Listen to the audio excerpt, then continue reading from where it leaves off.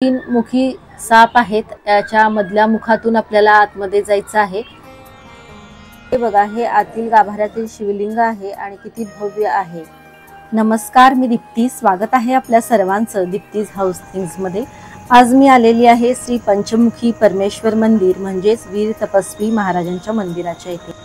ह्या मंदिराचे वैशिष्ट्य म्हणजे येथे काळ्या पाषाणापासून तब्बल 1008 एकसारख्या आकाराचे शिवलिंग स्थापन केले आहे आणि मध्यभागी तर खूप भले मोठे भव्य असे शिवलिंग स्थापन केलेले असून त्यामध्ये श्रीशैल पीठाचे आद्य जगद्गुरू पंडिताराध्य शिवाचार्य महास्वामी यांची मूर्ती उभ्या स्वरूपामध्ये स्थापली आहे।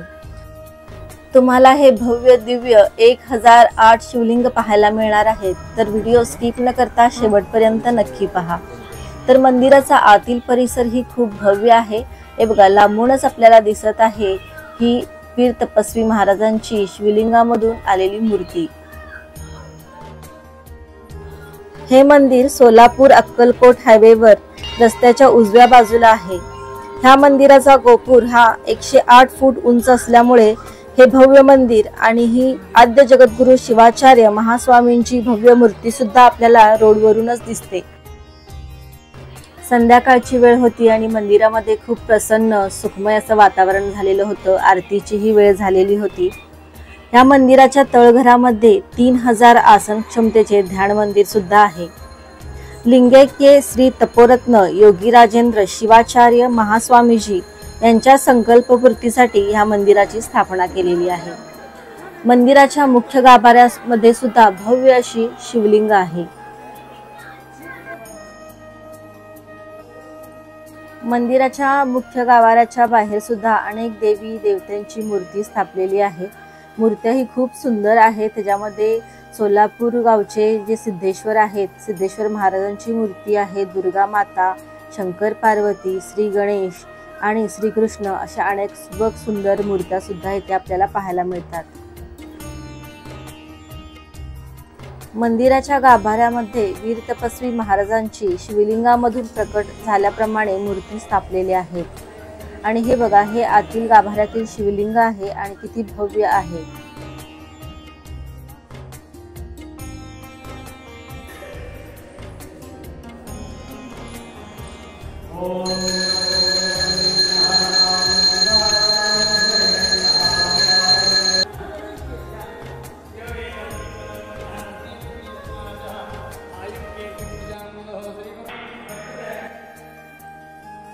मधल्या गाभाऱ्यामध्ये मुख्य शिवलिंगाच्या मागच्या बाजूला वीर तपस्वी महास्वामींची ही अशी उभ्या स्वरूपामध्ये मूर्ती पूजलेली आहे।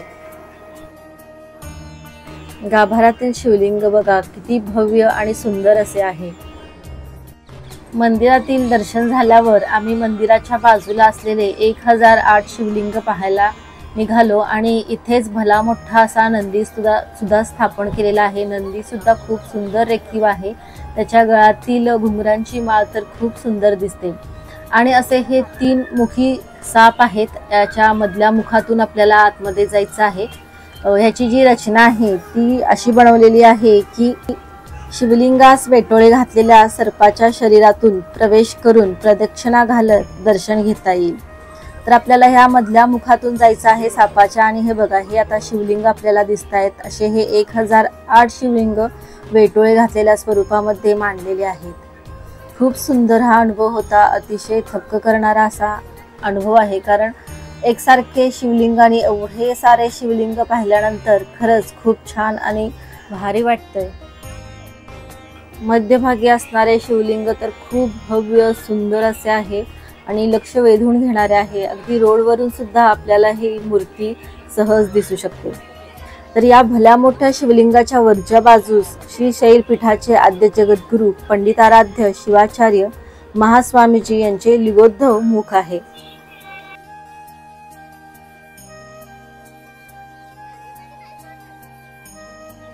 हा 1008 शिवलिंगाचा व्हिडिओ तुम्हाला कसा वाटला मला कमेंटमध्ये नक्की कळवा।